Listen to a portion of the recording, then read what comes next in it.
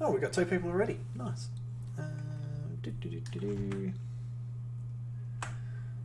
Let's pull up. Boom. Welcome to the stream. A little bit early. Doing that intentionally. Because there's a couple of press releases I want to go through before we actually get into the big one, which is the domestic violence. The sexism one from the Simone McGurk. I think that's how you pronounce it. Oh, I'm terrible with names. I really need to get better at that. Anyway, so welcome to the stream. Apparently we've got 2 people in here. Oh, just me now. Anyway. So, first of all, what I want to do is we'll jump on over to... The first one is the Health Minister. Open that one up. And then we go over to here and we want to... why is this not doing what I want it to do? Get rid of that one. Get rid of that one. And let's go here. As you can tell, I'm still an absolutely professional person out doing this. Not really. I'm getting better. Alright, let's have a look here. So we've got a quick update from Roger Cook, who's the Health Minister. Now, I found out recently that if you say this word here on YouTube, you get banned by robots. Anyway, so for those who want to get the jab, you can. They're now opening up Joondalup for it. So roll up for the COVID jab at Joondalup. New community jab clinics open in Joondalup today. Bookings are essential, so 13COVID. The number of jabs in WA have now reached 122,069 total jabs and 28,338 secondary jabs. So people are getting it done. They are listening to the government. Up to them, their body's their choice. Do what you want. I just don't think there's enough research into it personally. Not for my liking. I will delay as long as I legally can. Okay, so Western Australians eligible for the COVID-19 jab can roll up their sleeves in Joondalup, protecting themselves and their families and the community against COVID-19. From today, May 14th, Western Australians can get jabbed 7 days a week at our state-run community vaccination clinic at Lakeside Joondalup Shopping Centre, 420 Joondalup Drive, Westmore, between Kmart and Target. Now, I'm not going to go any further into this one because I really don't want to get banned off Twitch, Facebook and all the rest of it. But if you want the jab, go get it. If you don't, that's your call. You do what you want. So that's the first one that's come through today. And the second one is from... I was going to say Craig Kelly, but it's not Craig Kelly. It's Dave Kelly. I've always wondered if they're actually related. So Dave Kelly is the Minister for Water. Nothing really special about this one. It's just an update on what's going on with local councils with water use. So new irrigation training programs to help local councils be water-wise. New water-wise irrigation training programs launched for WA local governments. Training programs delivered in partnership with Water Corporation and Irrigation Australia Limited, Western Australia. Irrigation Training Program is a new initiative to be Water-Wise Council program, of the Water-Wise Council program. So pretty much there's a goal further down that they want all metropolitan councils to be gold standard for water-wise commitments by 2030. One thing that he doesn't say in this is how much it's going to cost the local councils and the ratepayers. That's something I've noticed with a lot of these press releases. They only show the good things that they want media to report on. I find them extremely lacking on information that people really want. Again, it's just a bit of fluff on this one. It's, hey, look at us, we're doing something. Aren't we cool? Aren't we cool? Aren't we fantastic? So, they're the 2 press releases that come through today. Now we'll get on to the really, really juicy one that I was promoting on Facebook today.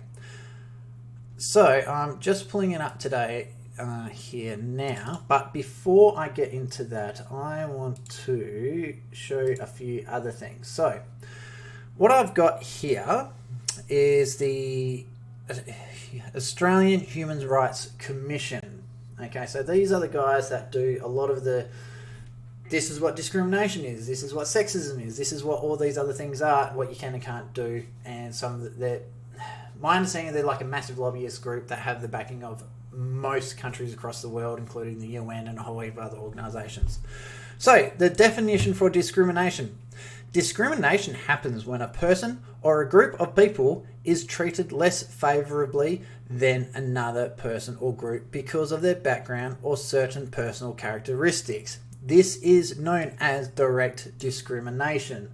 AKA, if you deny someone funding for something because of their gender, that is discrimination. Alright, let's take it a step further.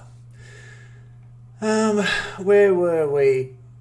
Sex discrimination is when one is treated less favourably or not given the same opportunities as a person of a different sex because of their sex. That is sexual discrimination or sexism. Alright, so now that we have the basis, again, this is using the Australian Human Rights Commission definitions. I'd use legal definitions, but they're not actually listed in the Anti-Discrimination Act of WA 1984. Now, talking of the Equal Opportunity Act 1984, discrimination on the grounds of sex. For the purpose of this act, now, by the way, this is a West Australian act, this is not a federal act. For the purpose of this act, a person discriminates against another person on the grounds of the sex of the aggrieved person, if on the grounds of the sex of the aggrieved person or a characteristics of the appertains generally the purpose of the sex of the aggrieved person or the characteristic that is generally imputed to the person of the sex of the aggrieved person. The discriminator treats the aggrieved person less favourably than, this is a really important bit here, less favourably than, in circumstances that are the same or are not materially different. The discriminator treats or would treat a person of the opposite sex. So, in summary, what that means is, if you treat someone differently because of their gender, you allow them a service which should be available to both, but you don't allow someone to have that service, that is sexual discrimination under the Equal Opportunities Act. Okay, so just so we're absolutely 100% clear, you cannot discriminate against people for any reason whatsoever. It's just stupid and it shows a poor mentality. Now, this is why I want to call out the Health Minister. So let's drop this one down for now. I'm jump over to this press release. So this is a press release from I don't want to say the Honourable, because as far as I'm concerned, she's not honourable. If she's going to discriminate against people to this extent, I'm really disappointed in her. I think she's not honourable at all, and I think she should seriously be thinking about her role in this. Okay, so 7.9 million in grants awarded to family violence support services, which is fine as long as it's equally shared between all victims of domestic violence. Good so far. Let's stop domestic violence. Yay. Woohoo. Well done, Simone. 7.9 million in services grants awarded to WA families and domestic violence services organisations through the federal government National Partnership Agreement on COVID-19 domestic and family violence response. So she is taking credit for it, even though they're using federal government money. Interesting. Okay. 30 grants will fund a range of supports to keep women and children safe. You sexist pig. Simone McGurk, you are a trollop, and well, I shouldn't say a trollop, but she's not a trollop. As far as I know, she's not going around sleeping with a whole heap of people. But a man who wolf whistles at a woman is called a sexist pig. You have intentionally discriminated against men and male victims of domestic violence through this act and this press release. You have intentionally gone out there and denied men the opportunity to seek help if they are a victim of domestic violence. Now, if you're wondering why I'm so angry about this, I've got friends, personal friends, who are victims of domestic violence. When they went to report it to the police, they got told to man up, and they refused to take the complaint seriously. One of them ended up getting hit in the face with a frying pan and had his jaw and nose broken. They still refused to take the domestic violence claim seriously. So this, I've said this a few times on the show now. Our members of parliament, so Honourable Simone McGurk, needs to lead by example. I guarantee you she's one of those people who goes, oh, you know, the pay gap, you know, women are mistreated, blah, blah, blah, blah, blah. She needs to lead by example. You can't claim that you're being discriminated against when you're a discriminator yourself. This here points exactly at the type of discrimination I've been talking about, and you are a sexist. By the legal definition, by the Human Rights Commission, you are a sexist. You need to apologise to every single male who is a victim of domestic violence, because my understanding, and I've tried to find them, that in all of Australia, not just WA, all of Australia, so every single state is failing men on this one. And the reason I say they're failing men, because the number one cause of male death between 14 and 55, this is from the census, is suicide. Family domestic violence is a massive cause of breakdowns, sources of violence, self-harm, drug and alcohol abuse, sexual abuse, all these sort of things. A lot of it comes down to family domestic violence, and this is, you are the one that's ultimately responsible for this. If you're going out there and putting these policies in place that openly discriminate against the genders, you're the cause of a lot of these problems. You need to stop it. You need to be a beacon of shining light who stands up there and says, no, enough's enough. Domestic violence isn't a gendered issue. A lot of the times, and there was a guy from the project, Joe Hildebert, I think the guy's name was, did a really, really good article on it. And he was saying that if you look at all the different reports, it's not a gender issue. And gender does play a part, because generally men are stronger than women. That's a huge generalisation. There are exceptions to the rule. But if a woman hits a man, the chances are it's not her like hell, but like if she really puts her weight behind it, the damage is not being limited unless they hit like a nose and ear, private parts. Throat is another spot that's very weak on both people. But if a man hits a woman, say in the arm, that's not leave a hell of a bruise, and it's going to hurt like hell, purely because we have more testosterone, we're stronger. Even men who don't work out generally are stronger than women who do work out. So again, exemptions to the rule. That's not a flat out thing. It's just biology. You can't escape it. So what she's done she's just totally singled out women and children to receive this funding. Another friend of mine, after falling victim to domestic violence, male by the way, went to a shelter and asked for accommodation while he fled and did what he needed to do. They said they would only house him if he admitted to being the perpetrator of the domestic violence. So for him to get any help, he had to lie and say that he was the cause of domestic violence, not the victim. Now, isn't that just straight up victim shaming? Let's throw it on the other way, and very extreme example, but it proves a point. So let's say a lady was dressed to the nines, looking absolutely stunningly beautiful, walked through the street and got raped. You turn around, no, you're dressing in a appalling manner, so it's your fault you got raped. No, it's not. She can dress however the hell she wants. Sorry, I nearly swore then. She can dress however the hell she wants. That's her choice. The person who attacked her is the dog who attacked her. It has nothing to do with gender. Okay, same as this. If a man gets attacked by a woman and is seeking help in a shelter while they get their stuff sorted out, they should be given the help that they need. Same as a woman. It shouldn't matter whether you're a man, woman, transgender, whatever you are. This is not acceptable, and it's a shameful thing from our government. They have bailed on every single male victim of domestic violence on this.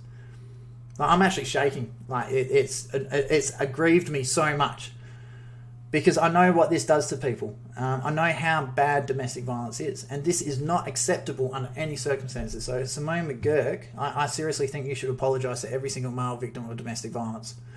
Let's continue. Community service organisations that provide frontline support to people experiencing or at risk of family and domestic violence will share in approximately $7.9 million in grants funded through the Commonwealth's National Partnership Agreement on COVID-19 Domestic and Family Violence Responses. Now, $7.9 million seems like a lot. It's not. It's just a drop in the ocean. So I'm going to pull up another thing. I've been doing some, what's the word I'm looking for? Definitions. Here we go. So we jump back over here. So this is the Australian Institute of Health and Welfare. So they did a study in 2018, and I'm using 2018 for a reason, is because COVID-19 hadn't started yet. COVID-19 has completely thrown a spatter in the works on a lot of this, because you got two people who could potentially be on the verge of breaking up, who aren't really that in love with each other anymore, to the point where they're a little bit aggravated at each other. And then the government's gone along going, right, you two have to stay in the same house together 24 hours a day for up to 2 weeks. Things are bound to happen. There should have been something to enable people who are going through family separation and things like that. They should have been given the opportunity to be able to split. Should have been given the opportunity to stay separate, and I think that would have prevented a lot of the additional domestic violence that has happened. I think that's a bit of a failure from the government. So what we're going to do, I'm going to scroll down to one of these slides here, and it's this one in particular. Here we go. So $22 billion was the estimated cost in violence against women and children in Australia in 2015 and 16. I could not find the cost of domestic violence against men.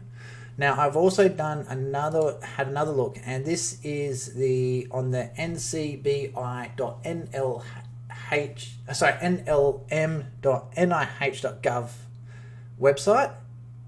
So pretty much this is the National Library for Medicine, National Institute of Health. So they did a big, massive study, and they had all across the world. And their conclusion was the study into domestic violence against men. So this was in 2020, 3rd of August it was published. Conclusion. I hope you can read that okay. The prevalence of violence against men and the risk factors for it have been little studied to date. It would be desirable for preventative measures to be further developed and for special help to be made available to the affected men. The thing that I find concerning here is that there has been little study to date. So that's 2020, last year, August. So that's nearly 12 months ago. The reason I'm finding this concerning, there's $22 billion given to women and children for domestic violence victims. In this same stats here, I think it's 1 in 6 men having experienced emotional abuse from their partner. 1 in 16 men have suffered physical or sexual abuse from their partner. And 1 in 20 men have been sexually assaulted or threatened by their partners. So the abuse to men is not minor. It is a lot. So if you think about it, let's say you go to a workplace and you're working out, say, some sort of call centre where there's like 30 people working there, roughly 50-50 population. So there's about 15 men there, 15 women. The chances are one of those men have been physically, sexually or emotionally abused by their partners. This is not a small thing. You go shopping in the shopping centre. Okay, let's use a pub for example. They've just restricted removed the restrictions in Perth as of this weekend, tomorrow, on how many people can be there. Let's say there's 100 people in that pub, and let's say 30 of them are men. Let's say 32, because better figures. So 2 of those men in that pub have been victims of domestic violence. Okay, you go down to the local shopping centre, and there's, say, 50 guys in the shopping centre. There's a good chance that 3 to 4 of those guys have been victims of domestic violence. Not a single one of them in WA have any help that they can go to.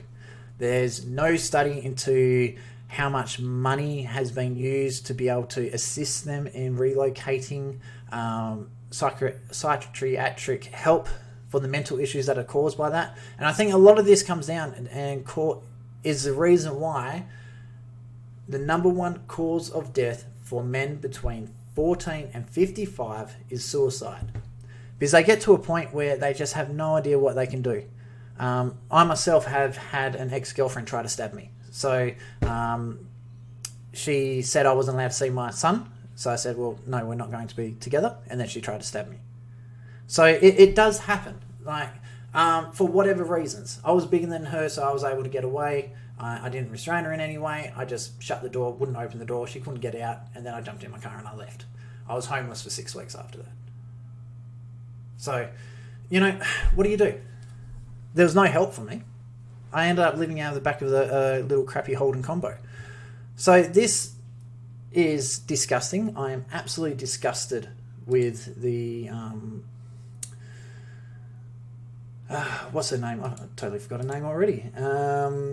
The Honourable Simone McGurk, MLA Minister for Preventative of Violence, Family and Domestic Violence. You failed.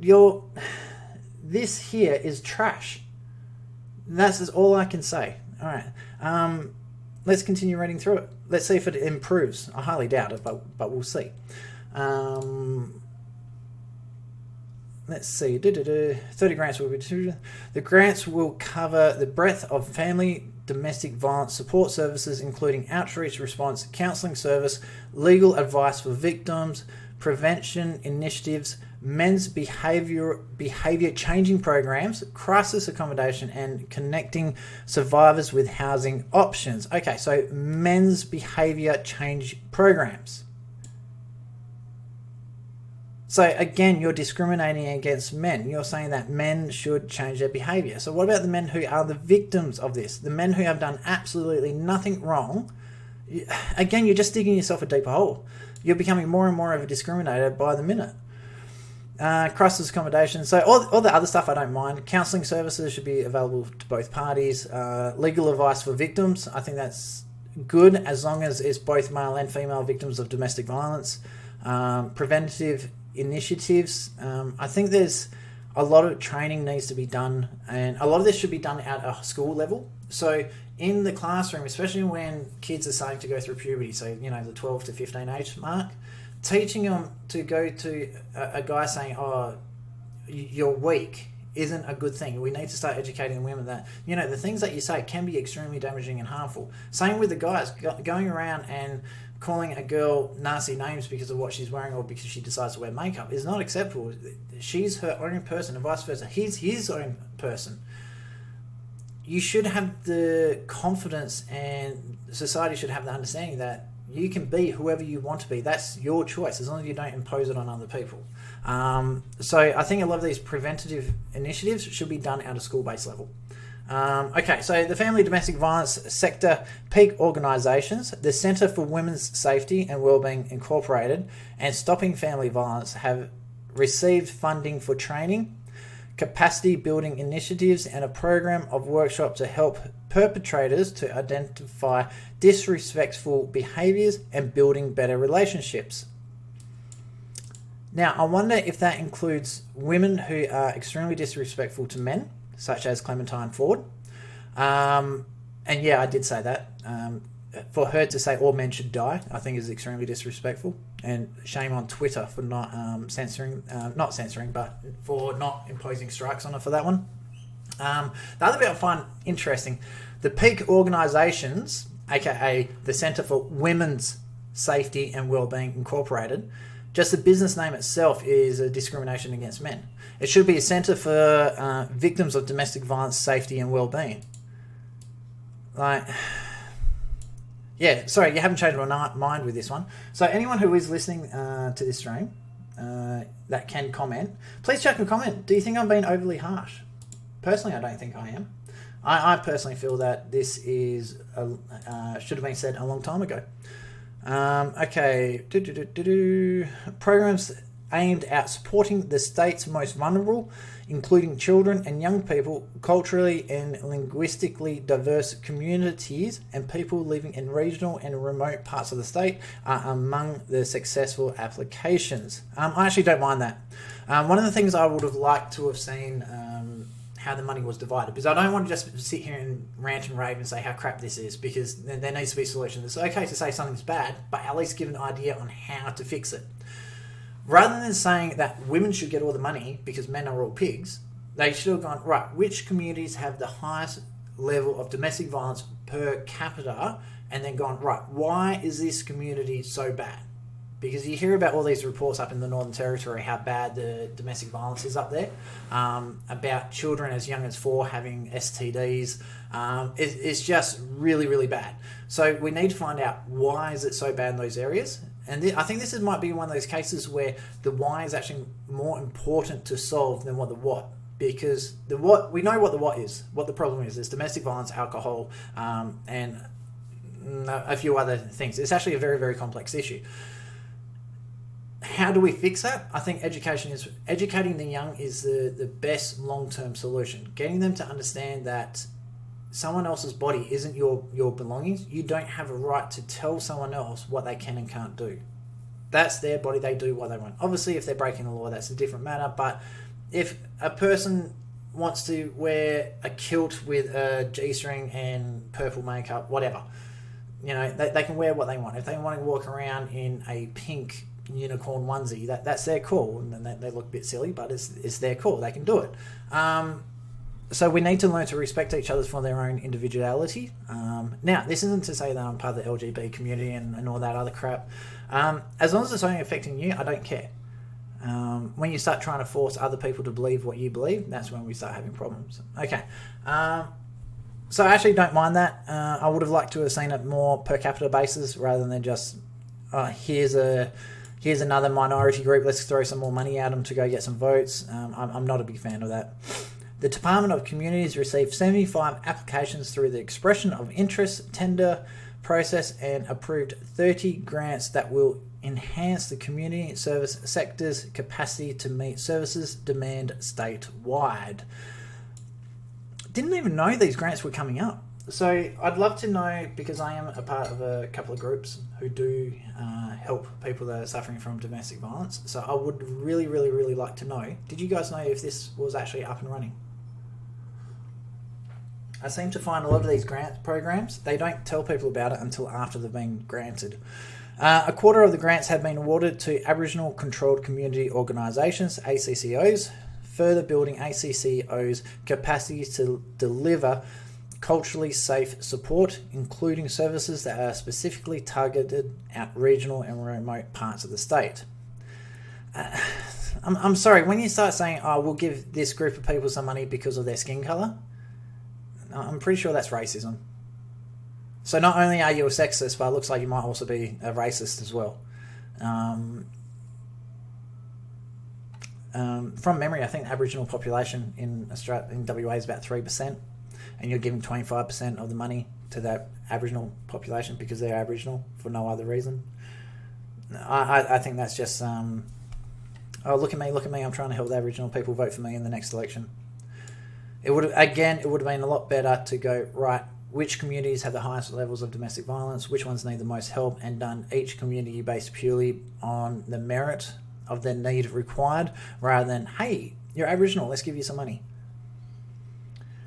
The grants came on top of a more than $23 million in funding that the Western Australian government invested through WA Recovery Plan to help address family and domestic violence in the community. Yeah, okay, whatever.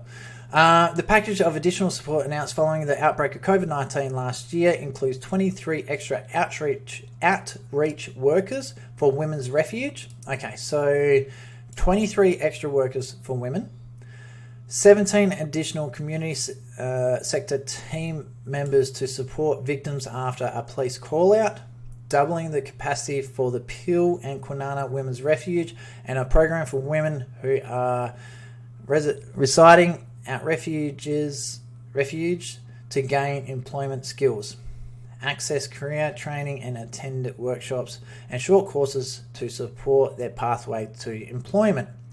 Now, I love the fact that they're giving money to help people not just be long-term welfare dependent people, but they're actually there's a pathway to employment. I think that's really good. I think people who have suffered through a domestic violence situation do need help. So don't try and say that I'm anti-women on this one. Women who have gone through domestic violence, and my mum's one of them. I did when I was very, very small, but that's for another video. It's a very mentally damaging situation, and they do need help. We were lucky; we had a lot of other family members that could support us. With this one, I love the fact that it's not right. Oh, you poor thing, here's a heap of money, just stay at home on the couch, because you sit there with your own thoughts, and idle hands make things worse. I've found with my divorce and everything like that, having something to do really, really helped. Act, belong, commit. It also says that for mental well-being, try to be a part of community groups. Try to get out there and do things, because it really does help with the mental well-being. So I really like that. And I also find welfare is the best form of welfare is a job. So I actually do like that. What I don't like is the fact that there's 23 extra outreach workers for women refuge centres. There's 17 additional community sector teams to support for police call-outs, doubling capacity of Peel and Kwinana's women's refuge. Nothing about men's, because there is nothing for men in WA. I'd really love to know, and I've had this argument with people on the radio show before, where is the men's domestic violence shelter in WA? Yeah, there isn't one. All right, the rollout of the grants is guided by the McGowan government's long-term plan for Western Australia for all people live free from violence. Path to Safety Western Australia strategy to reduce family domestic violence 2023. Now, that's going to be something to look up. I wonder if this Path to Safety has anything about a men's domestic violence shelter, men's domestic violence assistance for male victims of domestic violence. Here's another curly question for you. Let's say you've got a homosexual couple and one is violent to the other. Is the homosexual male victim of domestic violence allowed to go to a women's outreach centre?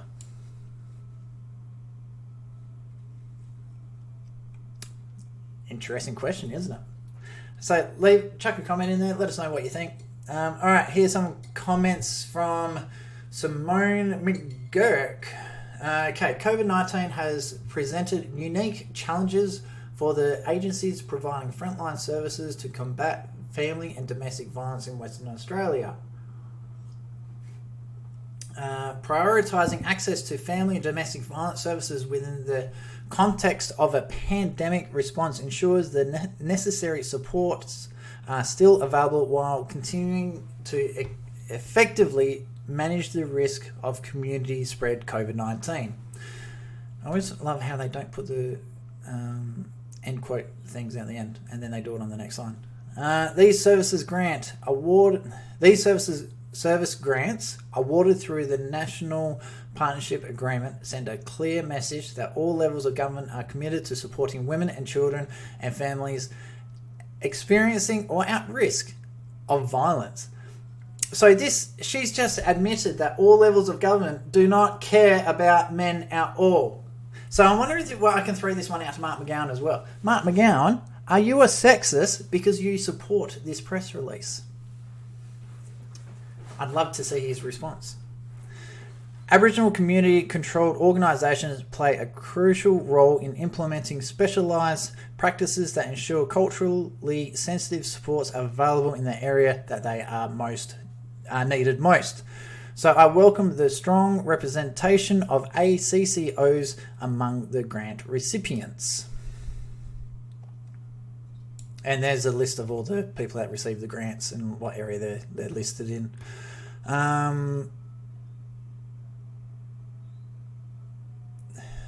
Women, Aboriginal, Santa House, Refuge Association, Sussex Street Community Law Services.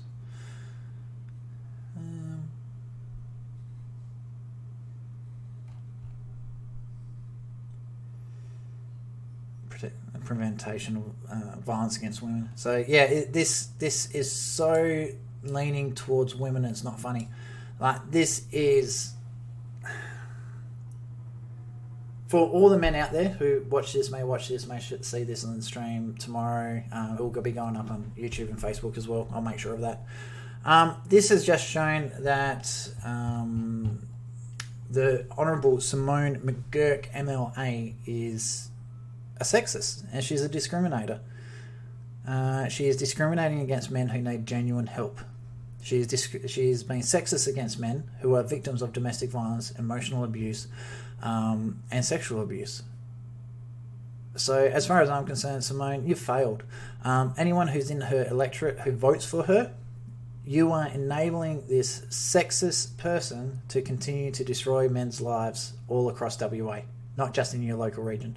It is up to you people in her electorate to send a clear message at the next election. Do not vote for her.